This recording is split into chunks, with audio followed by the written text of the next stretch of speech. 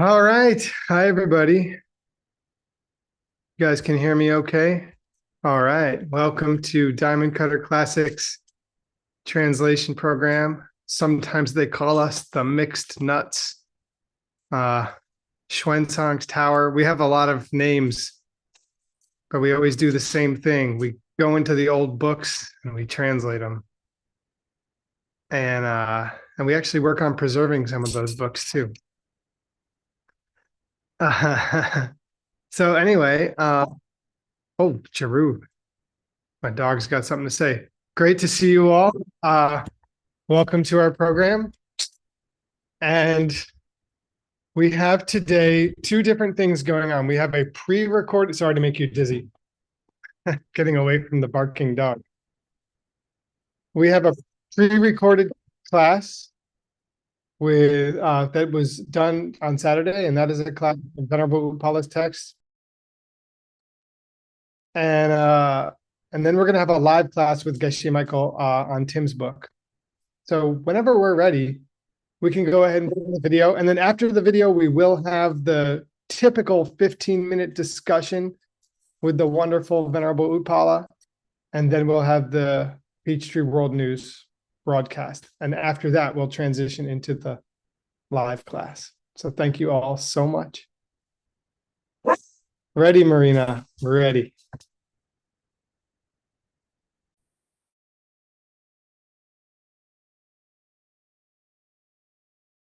So welcome to Interlude on Emptiness, the quiz on our last class. If you recall, we are still in the land of the mind-only school. And we got to some quite juicy bits, but I tried to make the quiz as non-painful as possible. So one section, KJJ was talking about how we have to be careful as Dharma practitioners who are reading works from different Buddhist philosophical schools' points of view, that when we come across certain phrases, we need to keep in mind what the phrase means to that philosophical school.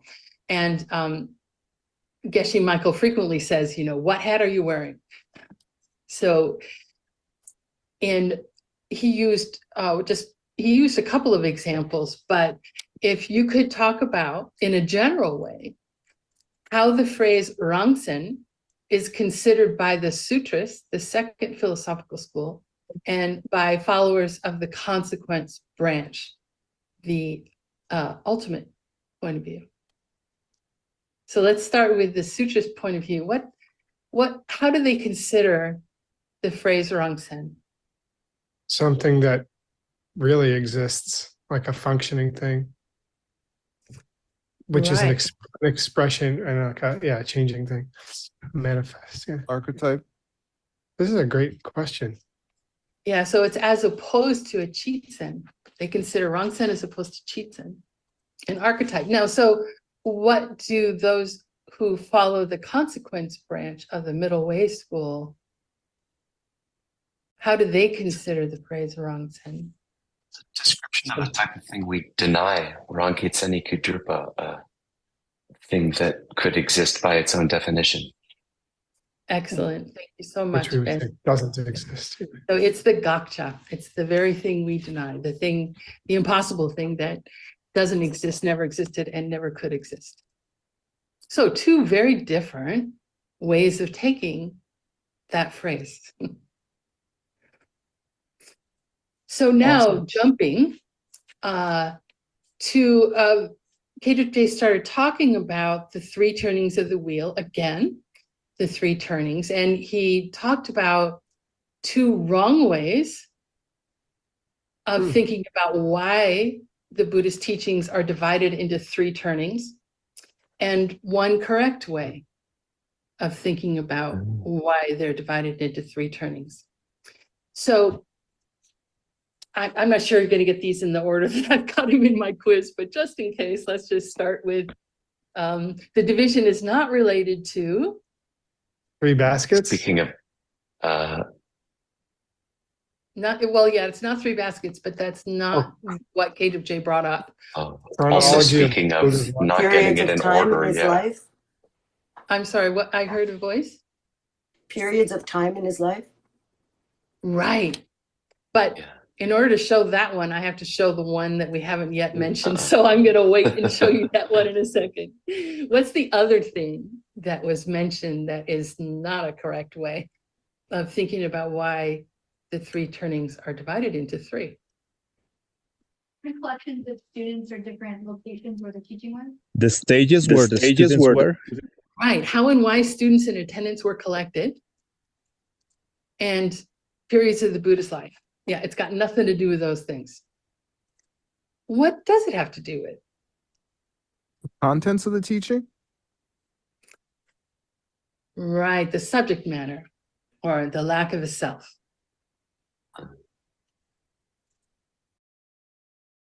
On what authority does Caleb J make this claim? Hmm. I'm guessing the Buddha said it somewhere. Yeah, where? In the sutra. Which one? In Dharmacharya, what I Oh really yeah, meant. that was my guess. There we yeah. go. Very good. Shakyamuni Buddha himself in Unraveling the True Thought, or also known as What I Really Meant. Yay, Cool. so it's kind of an easy quiz, right? Yeah. Awesome Hey, quiz. that's what I want. Celebratory noises. But also useful. Okay, good. I suppose there's no word that means in name only. Well, there's more than one, but what's the one that we talked about last time? Ming-san? Zensan. Oh yeah, Xuanzang sounds familiar. Not that one. Talk, I should have done it the other way around. Sorry. Tak pa pa. Takpawa. It's fun to guess. Yeah, Yeah. sorry. What does yi mean? Hmm. 2 minds. Double. Oh, that's cool. Oscar Oh said yeah, doubt. doubt. Good, Oscar. Yep, Yeah. that's what it is. Nice. I did not hear Yeah, you nice. say. Measure. Measure. Wrong idea. As opposed to say ma. Just say is an idea. Say min. Oh, okay. Thank you. Yay. Translation. The choo-choo train. Yes. Choo choo. Let me get rid of my quiz on my now. Sorry.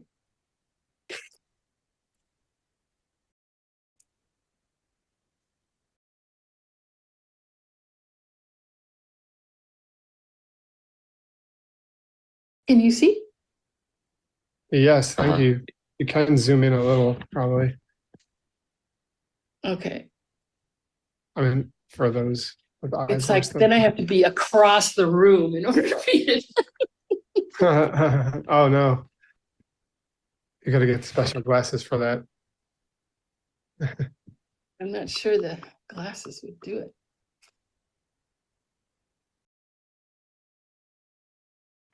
Okay, so remember what we're doing is we're talking about the 3 turnings of the wheel and the fact that the 3 turnings of the wheel, that the Buddhist teachings are divided into 3 based on subject matter, and that subject matter has to do with selflessness, right? Dechir, sung rang yimpala korlosung, kang rung ki do yinpe makyak ki, sun du chewani, soy wang du chepe. Wow. Okay, let's look at it. Therefore, just because something is a teaching of Lord Buddha does not necessarily mean it is a sutra of one of the 3 turnings of the wheel. Division into 3 is distinction. Yeah, good. The only suggestion I have here, and by the way, they what was the teaching that he gave as an example of? Generally, we say Lord Buddha's teachings all divide into one of the 3 turnings of the wheel, right? And Yeah, he gave. Oh, Well, the discussion here is what defines the three turnings of the wheel? Is it historical periods in Lord Buddha's life? Is it subject matter that he was talking about? And he says here there were certain teachings that Are Don't not. they fit don't into any. they don't fit into the three turnings of the wheel. And the example he gave was He gave two examples. One was the tiger and his cubs, and then the other Okay. was about the monks' robes and how they should be worn. yeah, and he said that doesn't really fit. That they should be circular. That doesn't fit into any of the three turnings of the wheel. Okay, so what he's done is to say there are certain ideas about the three turnings of the wheel that are wrong, and there are certain teachings that don't fit into the three turnings of the wheel. And the three turnings of the wheel should not be explained as the earlier, medium, and later part of the Buddhist life. Well, then how do you define the three turnings of the wheel? And this is where we're going. Why is such a big subject at this point in his text? We're about to go to the second turning of the wheel. Yeah, or the debate between the second and third turning of the wheel. Second turning of the wheel, Heart Sutra, Diamond Cutter Sutra, all the emptiness teachings. Third turning of the wheel, the mind-only school. We've been in the mind-only school. If it's the last turning of the wheel, shouldn't it be the best? And, there's a lot of questions that come up. So he's throwing in a discussion about the three turnings of the wheel, which I am really happy about because it means he's getting out of the mind-only school. We'll go to something familiar. All right, next, who's going to read the next paragraph? Venerable Let's Upala. read it. Yang kachik pakpat sung ki wang chuk gyalpu chupe dole rikipu perna di tate norbu ken kepa norbu pongwe su lepa shepa de norbu rinpoche rikne young suma dakbe norbu rinpoche lungte len. I don't know how to pronounce that. The V is silent. Len say chu nunpu pangte try rewe young su Good. chongwa cheto. Okay, good. By the way, in these philosophy books, sometimes you get a very nice vacation and they talk about some sweet metaphor or they tell you a story like the magician's story or something like that. So this is one of my favorite parts of this book because it's just kind of a story. And sometimes I miss reading a book and hearing a story. So these books are so hard, unrelentingly hard. And then suddenly there's a nice story. So here's a story for you. And it's a nice vacation, actually. Okay. Kachik means somebody's going to make an argument, right? Someone comes along to protest good. And they're quoting the Exalted Sutra of Questions by the King, the Lord of Dharani. Okay, good. Okay. Shupento. Yeah. Okay. Yeah. Requested by this king. Yeah, Shuva. O child of noble family, it is, for example, like this. A master jeweler. Or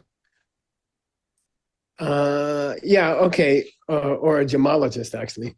Norbo Ken Kepa, a master, jewel master, not jewelry necessarily. Norbo Jong Sulepa Shepade.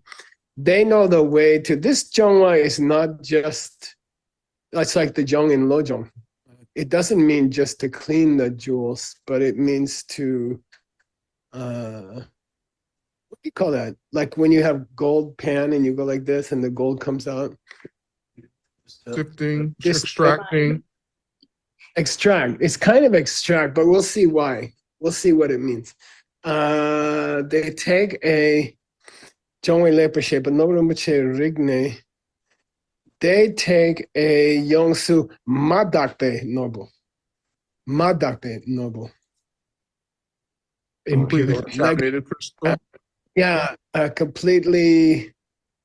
It's still rough. The point is, it's a rough gem. Okay, it's still not cut, and it's still in its form as ore. Okay, unrefined gem. Say again. Crude gem. Yeah, crude gemstone. Yes, I'm a Langte. Yeah, they pick it up. By the way, Norbu Rinpoche, Rik means, this is a very important word because it is of the class of a precious jewel, but it's not refined yet. And this word class, Rik, is very important in Buddhism. Why? It's a synonym for Buddha nature. Okay, when you say type or family, it's a synonym for Buddha nature. And that's exactly what they're talking about. Okay, everybody has the unrefined gemstone in their heart, but you're gonna have to process it to get the real gemstone out. You see, I mean, the whole section is about processing unrefined gemstones, which means teaching people. What's the topic we're in? What's the general topic we're in? The three The terms. three turnings of the wheel. Now you got to start cooking in your mind. Why is he jumping to this conversation when he's supposed to be defining the three turnings of the wheel? Okay. Why is he getting off onto refining jewels? Okay, it's a beautiful segue by Kedubje.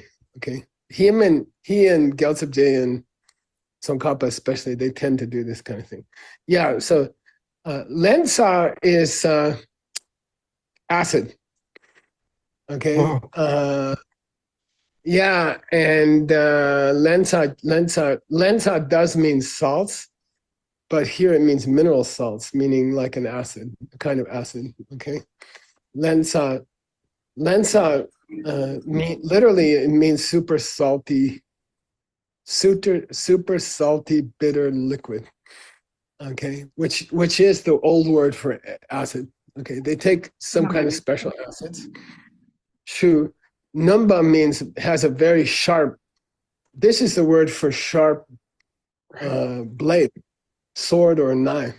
But when you talk about acid, it means like super powerful acid, like nitric acid or something. Okay, so Numba, when you're referring to acid in the ancient books, means what do you call it? Very strong acid. Okay, corrosive, strongly corrosive. Okay, Numba means that. Then say chu Numba bangte. This must be Zhang, okay? And by the way, we have a second read. I gave you guys a second version of this story, so you can check it in the second version. But this must be SBY and not SP, okay? Zhang means purify, you know, like Changchu, okay? Zhang, probably, okay? Chai Rewa, here Rewa means hope, right? But the same sound, you have to tune into the sound. RAS means cloth. Mila Repa. Mila is a kind of white cotton. Re means cloth. And Mila Repa used to wear a loincloth made of white Indian cotton. So this Rewa is an ancient spelling for cloth. Cha means horsehair, or it means cha means hair, or in general. So rough cloth. What do you call it? Coarse. Yeah, very coarse cloth, like what you use on your dishes. Those. Yeah. Okay. It means like that. Yongsu Zhongwa means there's the Zhong. Okay. Yeah. You have to purify it. Okay. What? The rough stone, the rough gem, and then you have to take a cloth with. You have to take acid, and then you have to take a bristly cloth And we use pumice in the gemstone industry, or we use hard minerals to polish it. Okay, so you polishing cloth. All right. Okay, good. Keep going. That was all you asked me to do. Oh, okay. All right. Nice. So far, so good. And again, I enjoy having a break from the heavy philosophy. Of course, they always bring it back to the philosophy. Where are we?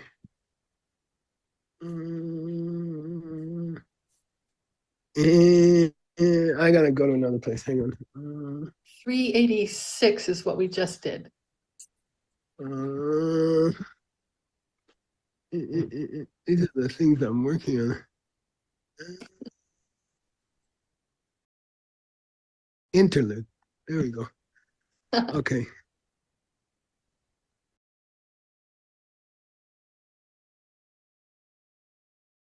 Okay. Share this one. Let's do this one. Okay. And we'll put you guys up here. Oh, no. No? I don't know how. Okay. Why is that not working, Rob? Oh.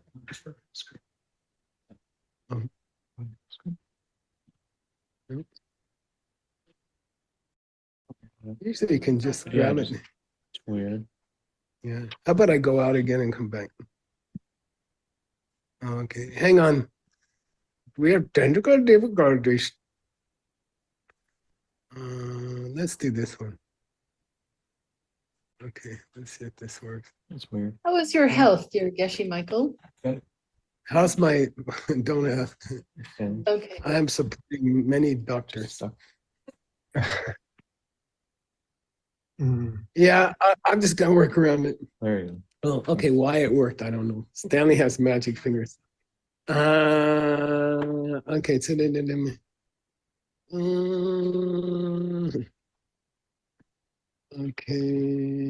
okay. Yeah, he's actually using this text from the database. So I'm going to go to the database text, okay? And we'll come back to your text. It's the same thing, but it's the original, okay? So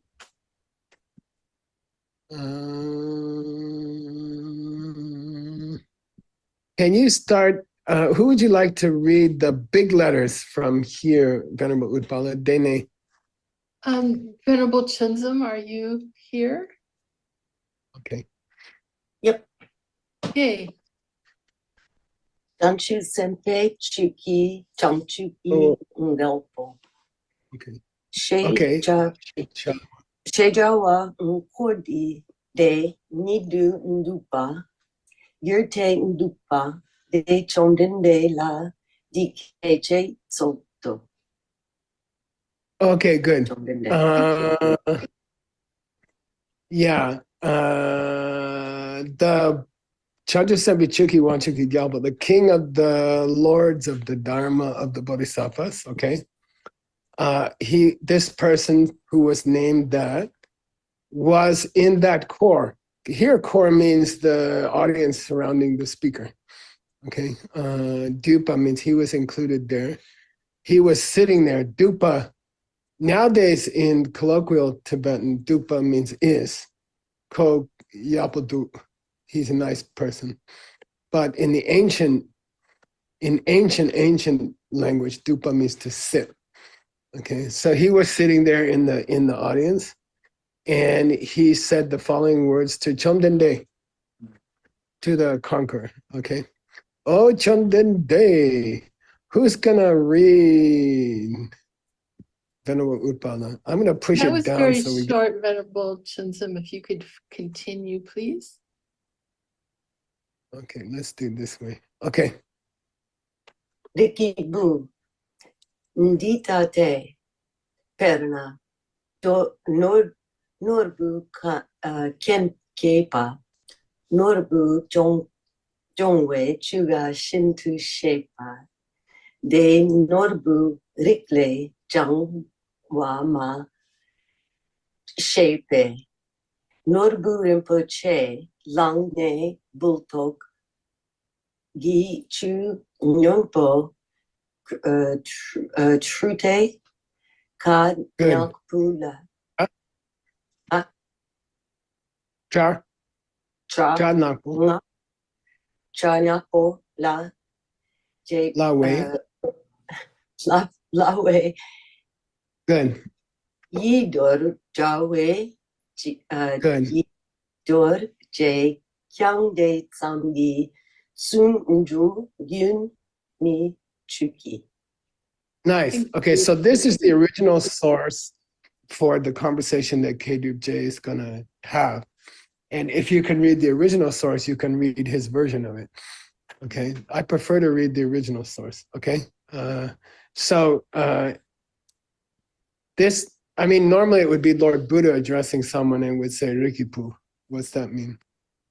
O child of noble family, which often means bodhisattva. Okay, O Rikipu, O child of noble family. Ditate means what, Utpala? It's like this. Yeah, here's how it is. Okay, here's how it is. It means you're going to start an example, actually. Berna, For example, yeah, Norbel Ken Kepa. a gemologist. Yeah, okay, good. Or a master jewel guy. All right. He Shintu Shepas the Choga. He really understands the word that I always forget. Of how you clean. Well, nowadays Choga means ritual, a ritual. And by the way, when it's in a two-word word, when it's part of a two-word word, they call it chok. So don't get confused. Choga means ritual. Chok as the second syllable, like jang chok. What's jang chok? Jang chok is the prayers for the dead. Jang means to clean their bad karma. Chok means ritual. So when it's a second syllable, it's chok. When it's by itself, it's choga.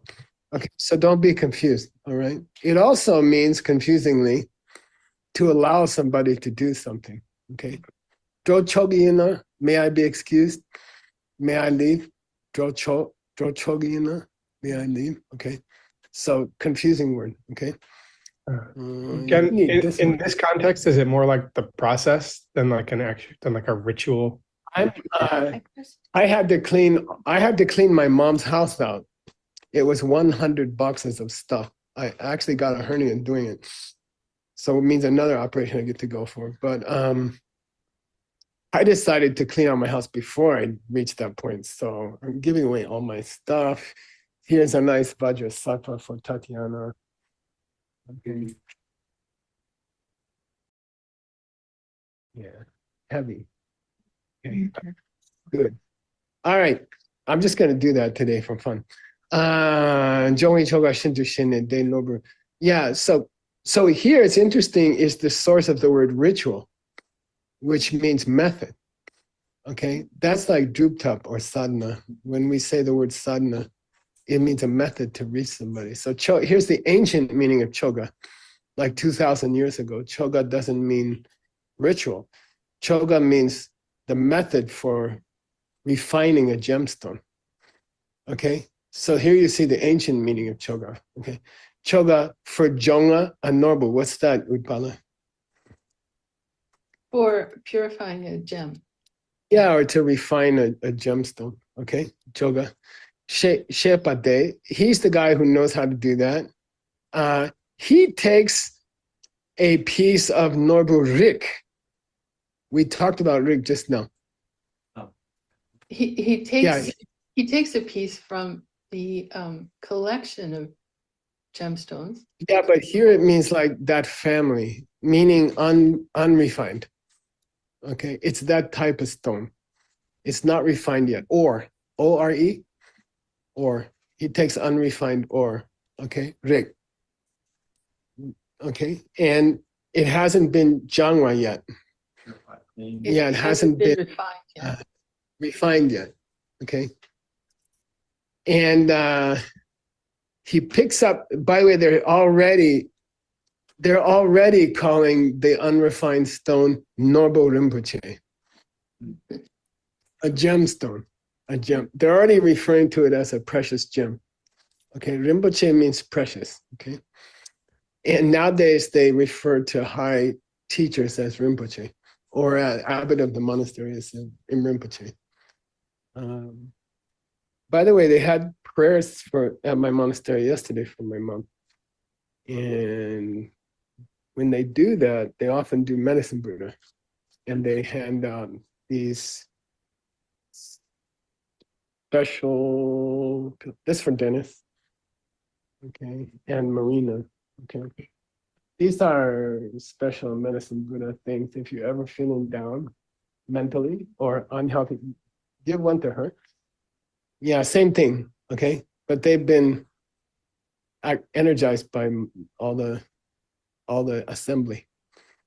1,500 people did the first. So if you're ever feeling down mentally or you're down physically, take some in hot water. Okay, take a little bit, then stretch it out. Okay. Bulldog, yes, bulldog, spelled T-O-G, is the modern spelling, and it means mineral salts. Like, what do you call that when you put in a bathtub? Epsom salts, yeah, Epsom salts. So here it means acidic salts, strong acid salt. Okay, and you put the rough stone in that. Okay, and then you mix the salts with chu Water. and it should be nimble, acidic, strongly acidic. What do you call it? It's like Corrosive? super. You finger in it, you're corrosive. Your finger disappears. Okay. Okay. True means to what? Do you guys know? True. Clean or wash. Yeah, you wash the stone, you bathe the stone in this acidic water, and then you use lawa is the ancient word for re. Cloth or A rag. cloth. Yeah, a rag made of John Nakpo means a very rough black hair, like horsehair or something. Okay. Chidorche. Chidorche. Clean it up, like sweep it up.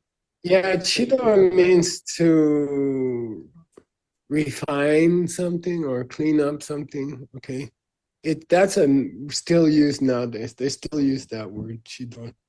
Okay, chawe, chido che kyang.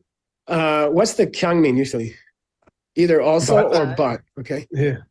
Okay. They work hard to clean the rough stone, but they some ki tsundu gyun michu. This chu is the chu in Dorji. But But he doesn't cut off his efforts. Yeah, they don't discontinue the flow of the effort. They some, just by doing that, they go further. It means they go further. Are you getting a sense of the three turnings of the wheel here? Starting to. Frozen. Deeply blessed long life. Buddha, small Buddha inside. Maybe gold, I don't know. Okay, anyway. All right, they don't stop there. It means they don't stop there. Okay, keep going. Who's gonna read Utpala? I would like, please, Claudia, are you available?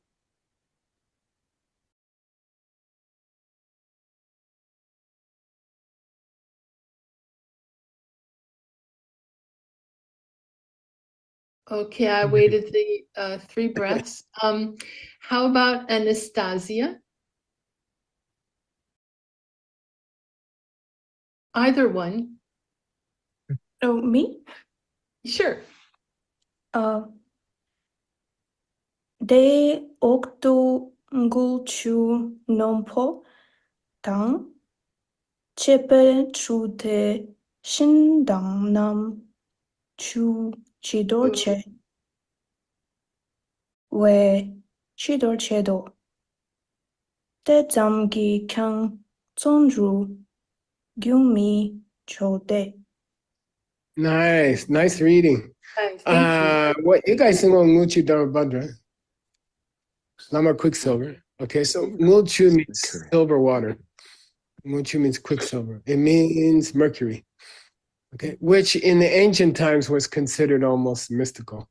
Nagarjuna messed around with it a lot. Supposed to help you with what's that's called? Alchemy. Okay, highly poisonous. Don't try it. It will kill you. Okay, don't be stupid. Every time I say that, somebody goes out and buys it and tries to drink it. Okay? It's very poisonous. Okay, so they take acidic. Numbo again means here sharp, meaning acidic, quicksilver, and they true the stone. They wash it. They bathe it in acidic quicksilver. Okay, then they take xing. They take a piece of wood, they rub off the rough edges of the stone with the piece of wood, and with nambu. Nambu is another ancient word for cloth. Okay, they use rough cloth and rough pieces of wood to chidorche means scrape off the impurities from the stone. Okay, chidor, they do that. They samgitsundu miche. But they don't stop there. Yeah, this was from my teacher's funeral. All right, I like to give that away. You and Stanley. Okay. I think there's two of them. Something. Yeah. All right. Chun michite. Who's gonna read next, Utpala? Oksana, would you like to read? Oh, she's gonna do oak. I get it.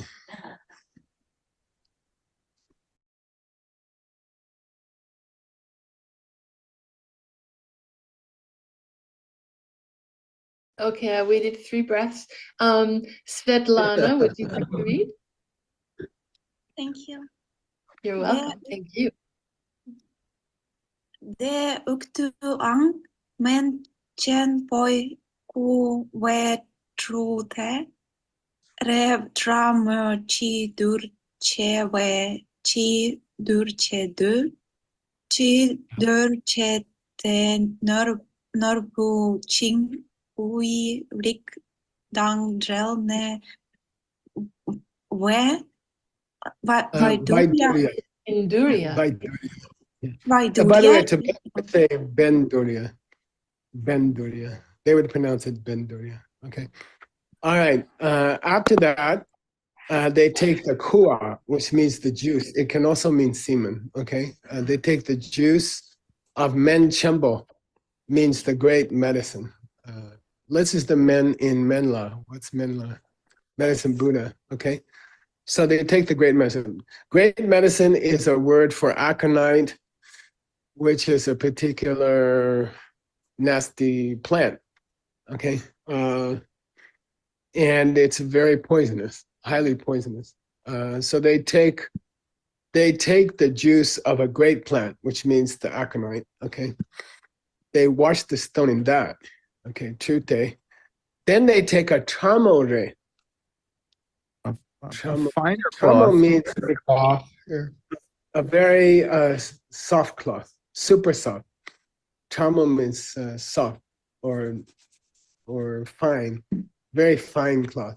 Okay, and they chido, they shine it up with this plant acid, plant juice, and then chido means they polish it up again. 3rd time. You get in it? Yeah, 3rd time. Chido chete. Then that takes the normal chingbu. Chingbu means, by the way, there are books of gemology in the Tengyur, in the miscellaneous section. They're very interesting. Chingbu means crystal, rock crystal, which in gemology is considered cheap and, like 40% of the Earth's crust is chingbu. Not very valuable, but beautiful. Okay, so they take rock crystal, and that tell us the rock crystal. It separates out the rock crystal, and what you end up with is Vaidurya. In Sanskrit, it's Vaidurya. The Tibetans say Bendurya, which is lapis the lazuli. lapis lazuli. Yeah, you get lapis lazuli, this beautiful blue stone. Normally, you can only get it in certain canyons in Afghanistan. Okay, we offered a medicine Buddha statue to our sponsor, our translator sponsor, made from a boulder of lapis, about this big, extremely rare. And if you turn the statue upside down, I think it's at the college, you can see the boulder. You can actually see the boulder under sticking to the bottom of the metal. They built the metal around the boulder. Then they carved the face. So that's called Vaidurya, which is lapis, which in ancient times was extremely valuable. Okay. All right, and there's a little definition of aconite for you. Who's going to read next, Utpala? Tracy, would you like to read? Thank Oh, you. this one for Rikipu de Shindu de Shen Shekpe Yuma Dakpe Semchen Gi Kamrigne Mitakpa Dang Duk Nyel Wa Dang Dakmepa Dang Mi Dukpai Chungwar Njurwe Tamki Nkor Wala Nyampar Ka we semchen nam yi jungwarje pakpe chu ndulwala njukpar je do. Lovely, thank you. Nice. That represents turning the wheel of the Dharma, by the way. Kansha. All right. Which means you should. Rikipu. Yeah, Rikipu means, oh, child of noble family. Oftentimes it's a bodhisattva. Okay. Oh, child of noble family. They should do in the same way as the cleaning of an unprocessed gemstone. The Daishin Sherpas, the Tathagatas, they take Semchens who are Yongsu Matapa. Yeah, They take living beings who are, what did we say? Unrefined, totally unrefined. totally unrefined. Okay. Rough stones, very rough stones. Okay. And they understand their calm. Yeah, and that's the one that means what's your future or what's your passion or something like that. They understand, they see the person's calm. And then they try to yin jung down at the next last line. Yin jung is the same as ngen jung. Yeah, same as ngen jung. Renunciate. Yeah, they try to give them renunciation. Okay, so this is an ancient form of the word for renunciation. Why? Why are they giving them renunciation? Because these people, korwa la gawa. They love samsara. They're having a good time in samsara. Okay, they enjoy samsara. Okay, and they teach these people about mita, dungyo, dongba, dangme, for the four principles. Okay, number one, everything is mitapa. Everything is changing. This one means impermanent. You can translate this one as impermanent. All things are impermanent. Your life is impermanent. Your job is impermanent. Your arm is impermanent. Okay, mitakpa. Everything is dungyawa. As a adjective, is suffering-ish. Okay, all things are dangmepa. Selfish. Yeah, nothing has any of its own. And everything is dunya. Sorry, midukpa. Midukpa means unbeautiful, not beautiful. Ugly. Okay. Yeah, ugly. Gross. Okay. So they try to talk to people about why samsara is not so nice. Okay. This is the first part of the washing the gemstone. Okay. Teaching them about the nature of samsara is the first washing of the gemstone. And that sounds like the first turning of the wheel. Yeah, Lord Buddha started out with this kind of stuff. He didn't mention emptiness, really. He's just mentioning how bad the world is, okay? about Trying to get, say again? Talk to me. Well, yeah, lightly he mentions the lack of a self, but it doesn't mean emptiness in that context so much, okay? And it's definitely not, it's only one of the 16 aspects, for example, okay? Yi Zhong'erche, trying to get them to get renunciation. And he's trying to get them into Dulwa. Yeah, into the glorious Chidulwa. He calls it the Arya-ish Vinaya, which is a nice, that's a sexy way to talk about Vinaya. Okay, the Irish, not Irish. Arya-ish. Okay, not Irish. Probably it's the same thing. Okay. Who's gonna read next? Utpala. Oh, did I? Okay, it's Monday today. So I want to tell everybody about this great book that we just finished. Rosa got this book, book bound by hand. This is a book that's for our sponsor, one of our main sponsors. By the way, there are 3 sponsors for Seiji's work as a translator. 2 of the sponsors are from Austria.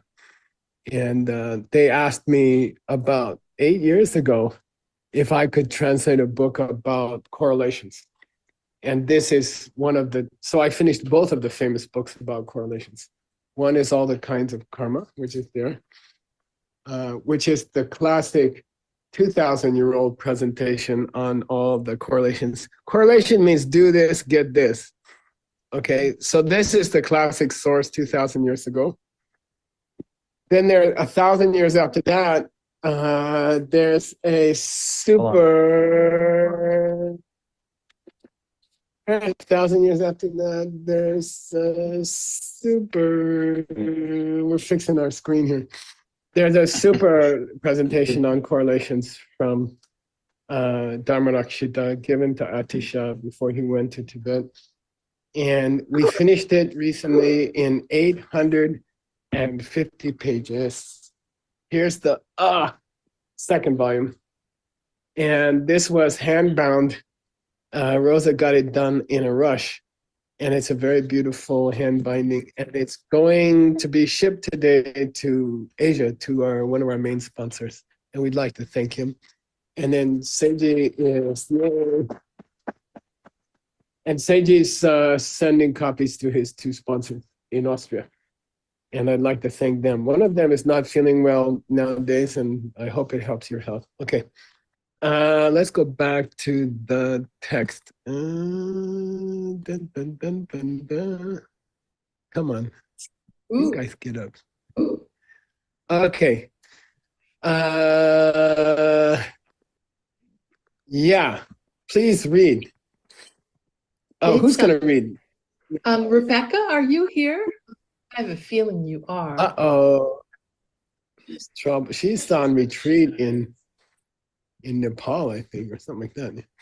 I don't know. I occasionally get messages. So, oops.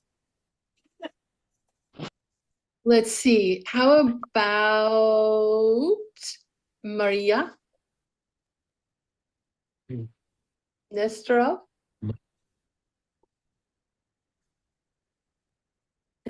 Sam gideshin shekpa tsundru gyunmi chu cheng de ungtu tongpa ni tang tsen ma me padang munpa me pe tem gideshin shekpe tsu kongdu chu par chedo.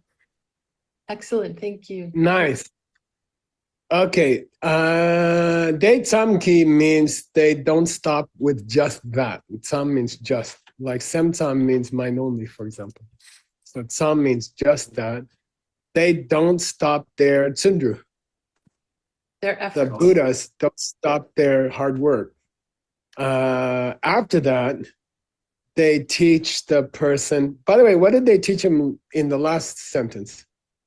They taught them Vinaya. about impermanent. Basically the four Arya truths, which is the main subject of the first turning of the wheel. And then the very first turning of the wheel. And then they start teaching them about Dongbani and the emptiness, fact that nothing has any senmas, signs. natures or signs. And then the fact that nothing has any mumba, which means prayer. Like Manlam Chemo is the great prayer festival. And these are code words for the three doors of freedom. Yeah. Okay. These are code words for the three doors of freedom, which are basically emptiness topics. Okay. And he says, with this kind of talk, tam, okay, with this kind of teachings, they try to get them to kongdechu means grasp the way Buddhists exist, meaning their emptiness, okay, with the three doors to freedom. Three doors to freedom is a very important subject in Buddhism. It's very confusing. Nobody understands it. We understand it. We have great writers who and I took a footnote from what we do with these books. When we finish a book, we take all the footnotes and we put it in a database. It's like an AI database. And then those footnotes become the raw material for footnotes of the next translation. So every time we finish a book, this book has like 500 footnotes. Then those footnotes become part of our AI database for the next book. And then that speeds up the translation. But it depends on people like Utpala making sure that all this footnotes, now that the book is done, the footnotes and the bibliography go into the AI database and we don't have to redo it. So the translation, if you notice, we've been speeding up. Books have been coming out faster because we can build on the work we did before. But that means we need clean footnote database and a clean bibliographical database. But it's time for this latest book's footnotes and bibliographies to go into the database. And it has to keep going or else I have to do it over again. Okay, so here's the footnote that's so useful, I think. You want to read it, Utpala? I don't remember whose book it came from. The door to freedom of emptiness itself. Traditionally, three doors to freedom are presented. The door to freedom called emptiness itself, the door to freedom where nothing has any quality, and the door to freedom where there are no wishes for the future. These refer respectively to the wisdom which perceives that nothing has any present essence of its own, that nothing has any cause which is real, and that nothing has any result which is real. See the clear presentation of this difficult topic by the great master of the Great Saramay Tibetan Monastery, Khedrup Dargay. Yeah, I don't know why they said great twice. Probably somebody likes him.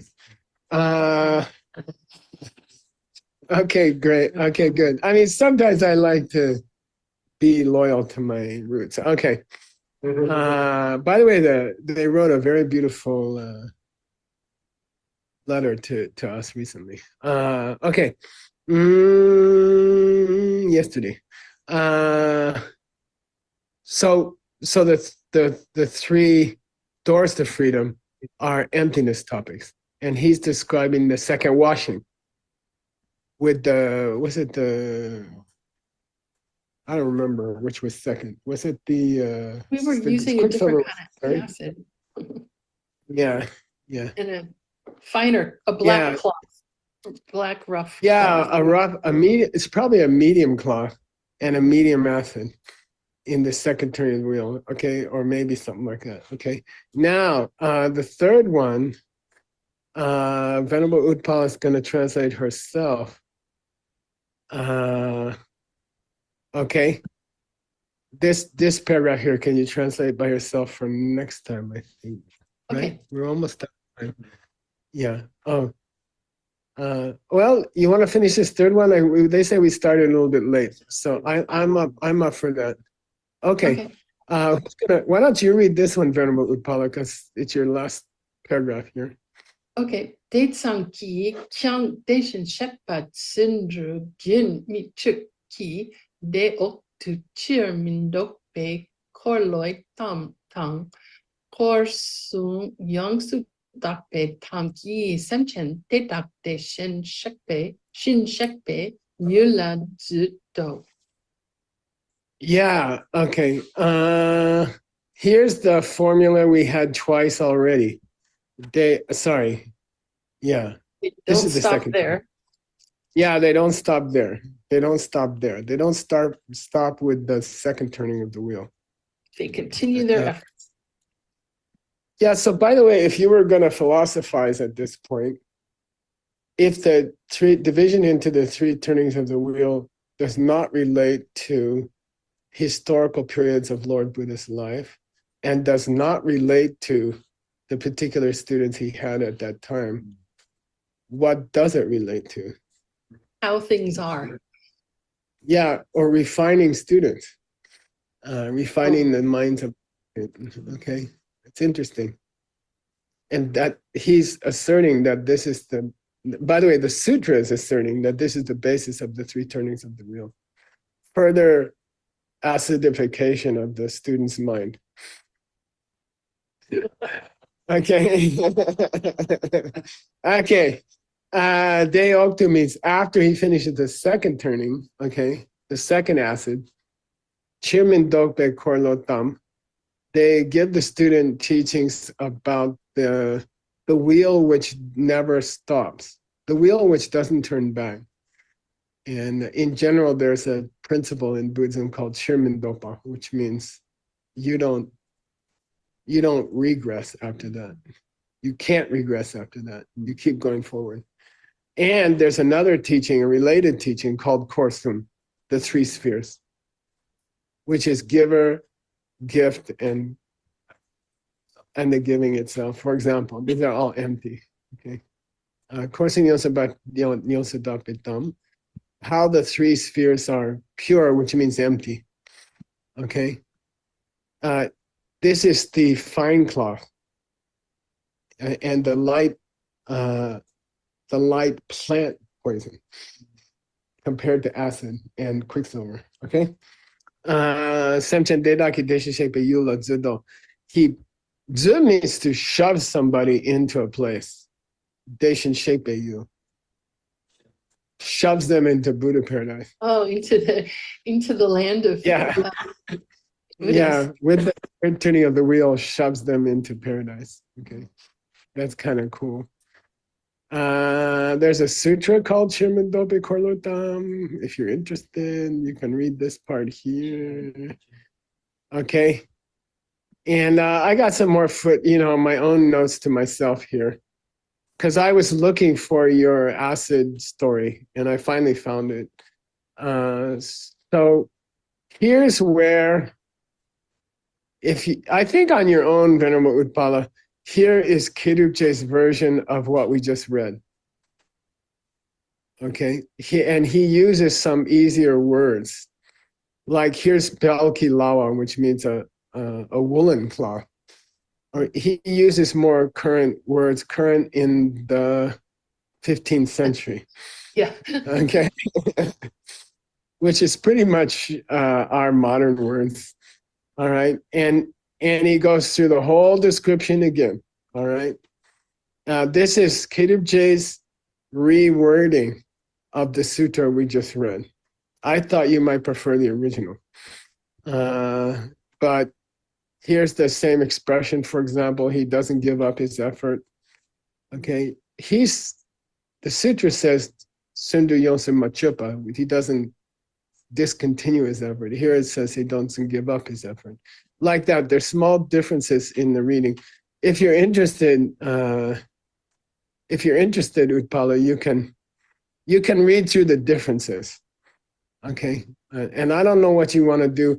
This, to me, it would be something we would add in an appendix. We would use K2J's version in the book itself. And then in the appendix, we would use this. We would say, if you want to read the original of the sutras here, if you want the real names for the acids and all that. Okay. I don't know. Do you? So I should go through at least 394. Well, what I'd like, the thing I would really like you to translate is 394. So go, what I propose is you go through K2J's reading of the acid process. You tell us what words he changed or he updated for his audience.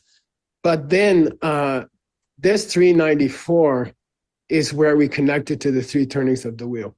Okay, great. And that's the punchline. So you get to do the punchline. Okay. And I think that's going to be really fun to do after struggling through the acid and all that. Okay. Let's hope some of it, deals Yeah. with refining my mind.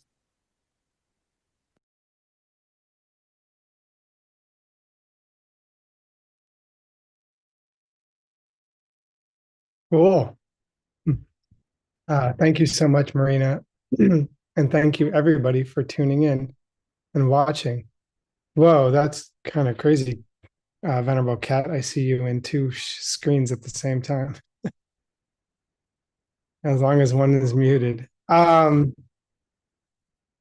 that. Thank you for listening to class. And now we do luckily have the very venerable Utpala here to discuss with you the practical applications of this. And I don't think I mean gemological applications, but I suppose that's also quite practical in some circles. Yeah, we can talk about the where was that? Sorry. The Pakpe Chudula Juk to enter the Arya-ish Vinaya. Very sexy way to talk about the vows for individual freedom. Absolutely. I mean, sometimes it does feel like I am being soaked in acid and brushed with very coarse, gnarly horse hairs. Yeah, I can relate to that. But that sort of means that it's working, I guess. At least it means something's happening. Yeah, right. I can feel it. Haha. That's what it takes. Very strong corrosive acid and coarse hairs. Yeah, I mean, I could say, and maybe this will help spark some conversation too, that in my own case, I relate because I feel like one of the things of like just kind of putting yourself in the hands of other people, like teachers and other practitioners and stuff, it's gonna do its work on you, which can sometimes be really hard. And that includes just life's difficult situations. If you're trying to grow and learn from them, sometimes you really gotta face the acid head on. Right. So I'm like very interested to see how K2J is going to work this into the three. Oh, Tracy, good. Instead of me jumping ahead with my confusion, let us hear from Tracy McKenzie, please. Oh, there's so much that I loved about this great. class. Well, I was one of those mixed crystal nerd kids when I was small. I loved crystals. And I love how kids that come into my practice love crystals, and learning about these ancient teachings with the cleaning and the purification, and as you just described with the pumice and the horse hairs. But I also remember the other piece that I really loved was the heart, about refining and going into the heart. And I remember Geshe one time said, we know that emptiness exists because no two people will interpret the lyrics of a Neil Young song the same way. And in a class 2 weeks ago, I shared Heart of Gold.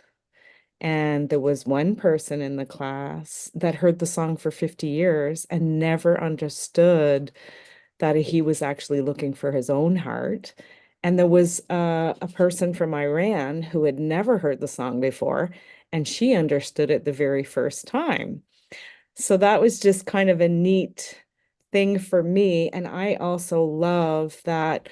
I think if we all learn how to really connect and refine our hearts, hopefully we can all find our inner gold, that we don't have to so much do the oring like you do when you're panning for gold. But when we connect with that, I really think that a lot of magic and alchemy, if you will, can come from that. So there's so much that I loved about this class, but I don't want to take too much time so other people can share. But thank Oh, you. that's lovely. I like your poetic approach to this. That's wonderful. Thank you.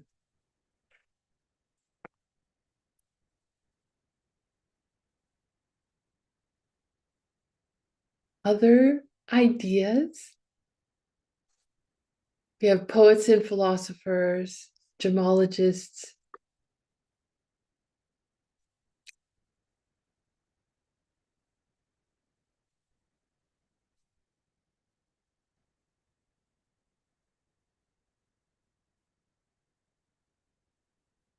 Eek.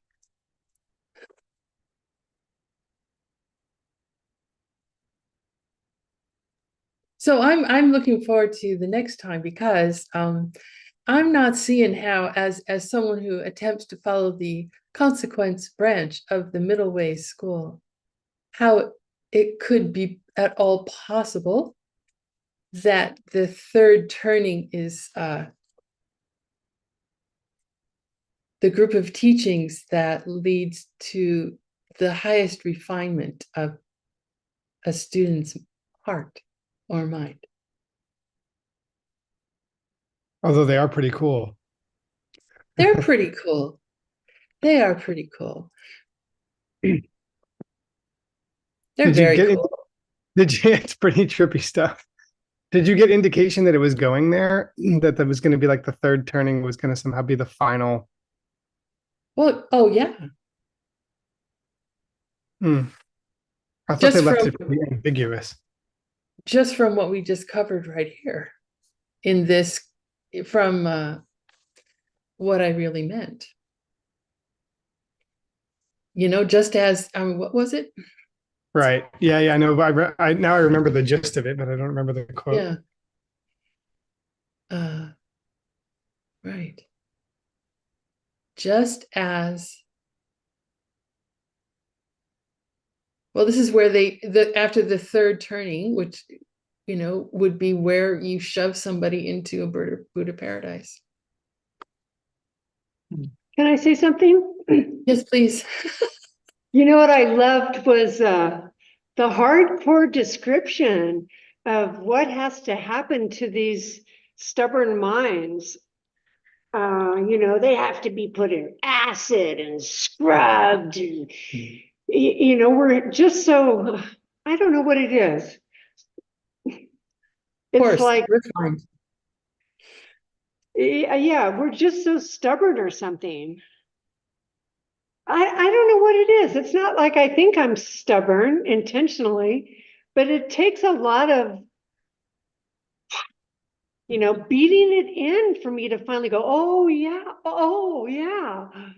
So I love how the Buddha has organized the teachings in such a way that understands, obviously, my mind. He obviously understood my mind and said, you know, we're going to have to get out the stiff bristles first, you know, and the heavy acid first. And then after a while, we can, you know, get the finer claw and then maybe later the finer claw.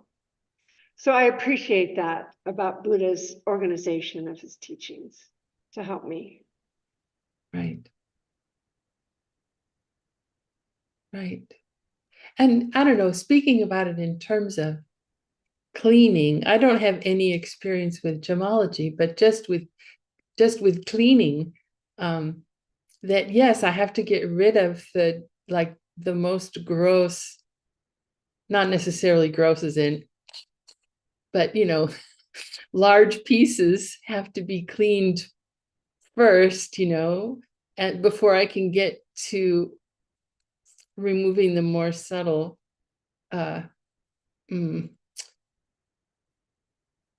dirty bits. And it's like that when we purify our minds, I think. What the the negative things that I encounter now are like far less gross. They seem gross to me, but they're far less gross than, like, I don't know, killing beings, jumping around and killing spiders like I used to do when I was a kid. Like that's not going on anymore. It just becomes more and more subtle, but it feels gross anyway. I don't know where I'm going with that. Something I've never been a gemologist either, but I do a lot of woodworking, and you have to start by sanding with a really rough grit, and then you work your way to finer and finer and finer. So I was really relating with the ideas in the book, thinking about, all the woodworking that I do and the sandpaper getting finer. And then I know this isn't anything super profound, but one of the first books I ever read about this kind of practice that we're talking about was really directed at people who are living in the world and trying to practice, as opposed to, renunciate cave yogis. And it just said to make every action you do something that is, you're somehow the path to enlightenment. And it was kind of further reminder to do that. Like this guy's, this lama's, this person's suggestions was every time you're getting in a car, you're like, I am driving to enlightenment. And every time you're doing anything ever. Right. And I'm just yeah, that's great. It was a nice reminder. So thinking about the refinement when I get to do my sanding, which is one of my favorite parts of working with wood. Mm-hmm. So just those kind of practices are really nice. Chance to put your mind in a good place no matter what you're doing. Right. And they're gross too, right? They're like, we have to tell ourselves this is what we're doing. We're not just walking out the door. We're not just driving down the road. We're doing this. And we have to talk ourselves into pretending first, and then before we actually do it, we pretend spontaneously, right? Yeah. Intent. I think it takes a lot of practice of doing that kind of pretending to even make it a habit. And then I think it probably makes some pretty good seeds once you start doing it.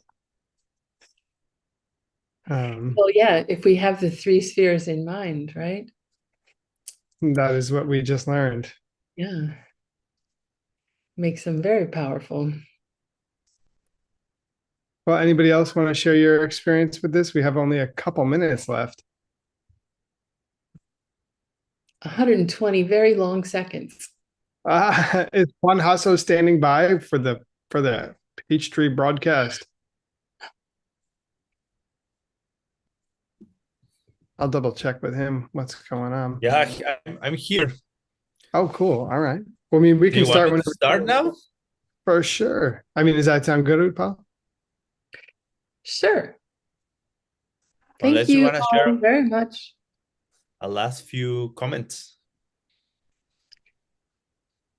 Quiz is going to be really fun. Your last quiz was amazing. That was one of the best quizzes I've seen yet in Xuanzang's tower. Wow. In my opinion.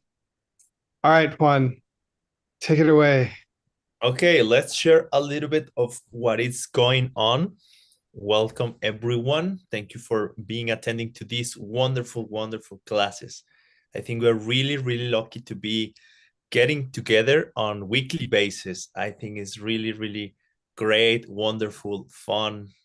It provides to me a sense of community and union, which I really, really enjoy. So thank you to everyone who make this possible. Just a reminder, after the next class with Team Lowen Hub, we're gonna have the last session of the Sedona College. They have been going through May the 6th to tomorrow, the 21st. They've been studying the impossible anger. And just today, after the translation class with Geshe and Tim, we're gonna have this interactive Q&A fun session with Geshe. If you want to link and watch this, you're going to have to go to the Facebook page of the Sedona College International Management. This link actually only is going to take you to the website, but remember, and at the end, we're going to show another QR code. You have to watch through Facebook, and it's going to be happening at 7 p.m. Arizona time. So 30 minutes after we finish with Team Lowen Hubs and Geshe-la's class. Okay. In another news, we want to let you know a little bit of how this learning lab is going to be working. As you may hear, on May the 15th, there was the first pre-recording class, Geshe Michael pre-recording class on this topic, this wonderful text, An Angel That Bets the Devil. Next session is going to be on June 11th, and then another one, July the 6th. If for any reason you missed them and you want to rewatch them, the way to do it is like you register for the online retreat, which is the next picture, please. Yes, if you register, if you follow this QR code, you register for the online event, then you will gain access to these 3 pre-recorded classes. I mean, whenever they are released, then you gain access to them. So the way to access them, just follow this QR code. You'll be setting up for the actual retreat and the pre-recording classes. And then, of course, if you can make it in live to Mexico, wonderful. Okay, next. Just to let you know that starting next week, the DSEU is going to start having, for the first time, sessions in Sedona. It's a historical moment. I want to congratulate you. It's wonderful. You are having classes in both hemispheres of this planet. So congratulations very much. And next month, next picture, please, they're going to have sessions in mainland China, but with the CSP. CSP group is, we'll say, number 4. You can follow these QR codes if you are interested to attend to those events, mainly for the Asian audience, but why not? Maybe you can get there no matter where you live. Just to let you know, this is going to be happening in, what's that, in June? Yes, in June. And also, sorry, today I wake up with a little sore throat, so maybe it's good for the translators. Yes, the innovation retreat happening on July, then August, and then September. We're gonna hopefully soon have more information and a talk with Stanley Chen, which is the main organizers of these events. But there is a WeChat QR code you can follow if you want more information, and we will be reporting more soon. Okay, next one, please. He is also working in a very, very cool project named the Dunhuang Desert Caves. And then as far as I understand, what they want to do is to start connecting these 2 wonderful spots, wisdom holding spots in this planet. One is in the Gobi Desert, in the Dunhuang Caves, and the other one in the Arizona Desert, Diamond Mountain Retreat Center. They're going to have very, very cool projects coming up soon, just to warm you up and let you know it's happening. As I say, hopefully soon we will have a talk with Stanley Chen to talk more about these two projects. Next one, please. Oh yeah, now, okay, next one. Next one is a very cool video. Something very exciting is happening on the 31st of May. Let's go to the video.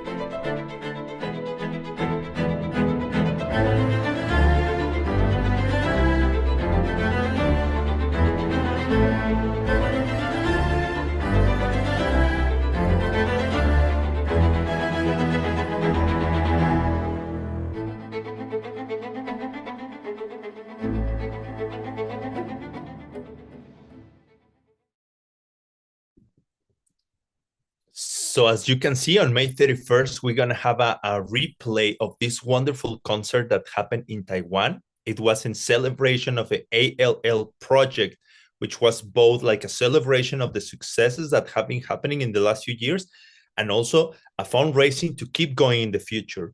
Here's the QR code. It's going to have at 6 a.m. in Arizona time. You can register following the QR code.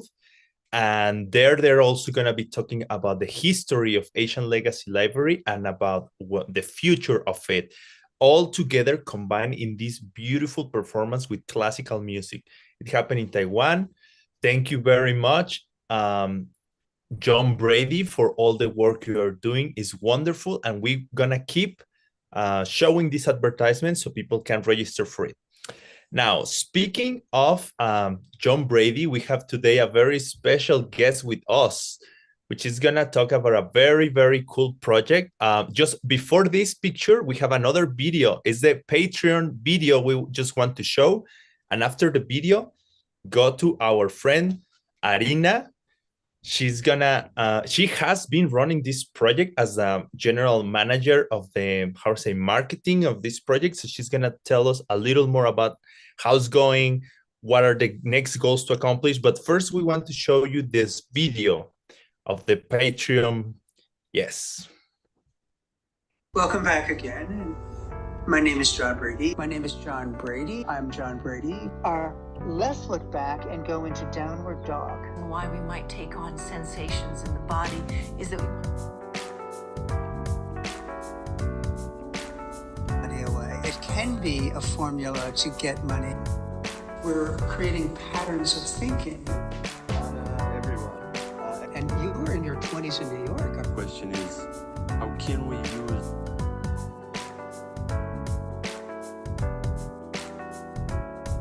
So join me on Patreon and we'll have fun. I'm not going to guarantee anything for you because I can give you locations and directions, but I can't enact the activities. But we're there to help you. We're there with monthly Q&As. We're constantly there to serve the purpose of seeing if there are obstacles in your financial freedom plan. And if so, how to get them out of the equation and have smooth sailing to a financial future that's healthy.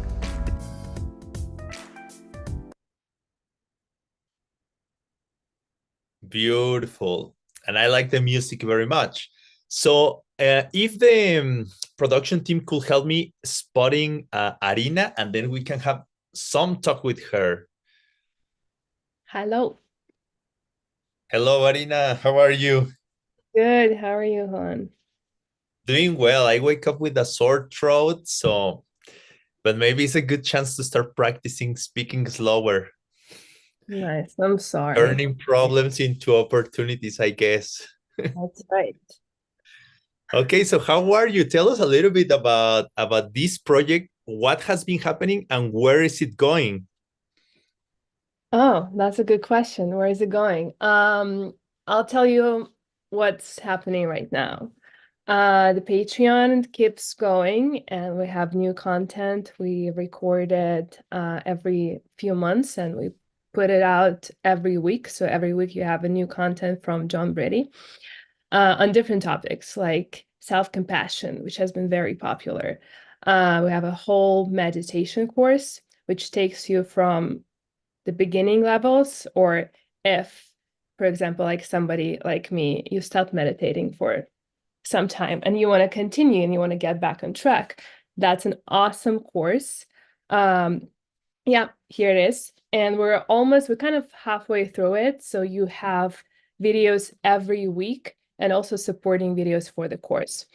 At the end of the course, we're planning to have a Q&A with JB and Connie together. So any questions on meditation, to me, it's a huge opportunity to ask questions. These people who did a 3-year retreat and did tons of meditation in their life. So, also we have live streams, which is a very cool thing. Every 2 months or so, we have a live stream and you can hop on it and ask any question. Last time we had Hector Marcel on it, and it was amazing. It was just beautiful to have them both talk, JB and Hector. But anyway, just a lot of supporting materials and also a lot of kind of something that will support your practice if you're lacking that tiny bit of help, or if you want to be close to your teachers. Yeah, by the way, I had the chance to attend to this talk with Javila and Hector. Wonderful. I really, really liked it. They open up in a very personal, friendly, and wise way, telling some of their personal history on their own personal path and how it relates also to the questions that the student had. I really, really enjoy it. I think it's a great platform to gain, many of our own questions solved, or ideas on how to adjust certain parts of the practice. So what's the deal? If people want to be part of it, what should they do? They should scan the QR code. Also, by the way, there is a very cool opportunity that I want to just talk about for a few seconds. You can actually have a one-on-one with John Brady. This is something that, it's kind of hard to do if you don't live around him or if you don't travel by his side. And if you have personal questions that you don't feel like sharing with everybody on the live stream, there's a special tier that gives you access to his 30 minutes of his time, and you can ask him anything you want. And we also made it available for Russian speakers, so there is translation. Oh, and no proceed support ALL. Wonderful. Yeah. And also, this is a good time also to invite everyone to watch the concert that is going to be happening on the 31st of May. It's a wonderful what ALL and John Brady are doing. In great part, they are responsible even for us having these classes. So also, of course, any support that we give to Patreon is going to end up somehow helping this project. Like, at the end, we are an interconnected worldview organizations. So by supporting Patreon, you're going to get access to great content, and also you will be helping the spread and the preservation of this wonderful ancient wisdom. That's true. Thank you so much for the opportunity. Please come join us. It's really fun. It's also very affordable if you don't want to spend much. So we would love to have you there. Okay, so we will be showing one more time the QR code. And thank you very much, Arina. Best wishes with this and many other projects. We will talk to you again soon. Yes, this is the Patreon QR code. And then this is also a good chance to remind you that John Brady is going to be teaching in Japan. He's going to be teaching the Heart Sutra during 3 days in Kyoto, June 8th to June 10th. And now, if you follow this QR code, there is a new website with English translation, so you could dig for more information. First, it was, I think, mostly in Japanese, but now the English translation is available. You could dig for more information following this QR code. And I think this is it for today. Just to remind you one more time about the Q&A that is going to happen after Geshe and team class. And yeah, go if you want to watch it. go to the Facebook page. And I think actually this QR code, Gina helped us so much. She figured out a QR code to go to the Facebook page happening after the next class. So go back with the Mixed Nuts team for Timothy Lowenhub and Geshe Michael's class. Thank you, everyone. Thank you, Juan. Excellent. So nice to see you and nice to see the Peachtree World News as always. And I Thanks. look Hopefully we see you soon. I'll see you in person very soon as I'll be visiting That'll be wonderful. Sedona.